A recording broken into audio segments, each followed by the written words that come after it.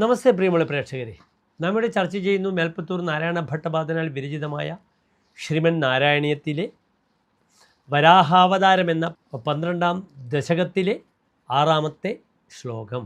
ആദ്യം പ്രിയമുള്ള പ്രേക്ഷകർ ശ്ലോകം ശ്രദ്ധിക്കുക. ഇവിടെ വൃത്തം ഞാൻ സൂചിപ്പിച്ചു, വസന്ത തിലക വൃത്തമാണ് ഈ ദശകത്തിലെ വൃത്തം. തം തേ നിനാദമുപകർണ്യ ജനസ്ഥഭസ്ഥാഃ സത്യസ്ഥിതാശ്ച മുനയോ നുനുവുർഭവന്തം തത് സ്തോത്രഹർഷുലമനാഃ പരിണദ്യ ഭൂയഃ തോയാശയം വിപുലമൂർത്തിഃ അവാതരസ്ത്വം. ഇനി പ്രസ്തുത ശ്ലോകത്തിൻ്റെ പദച്ഛേദം ശ്രദ്ധിക്കുക.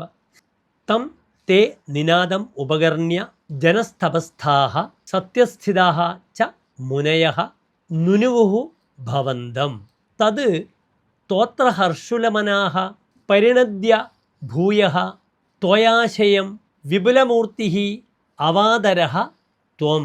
ഇനി പ്രസ്തുത ശ്ലോകത്തിൻ്റെ അന്വയമാണ് നാം ചർച്ച ചെയ്യുന്നത്, ശ്രദ്ധിക്കുക. ജനസ്ഥപസ്ഥാഃ സത്യസ്ഥിതാഃ ച മുനയഃ തേ തം നിനാദം ഉപകർണ്യ ഭവന്തം നുനുവുഃ തം തത്സ്തോത്രഹർഷുലമനാഃ ഭൂയഃ പരിണദ്യ വിപുലമൂർത്തിഃ സൻ ത്വയാശയം അവാതരഃ.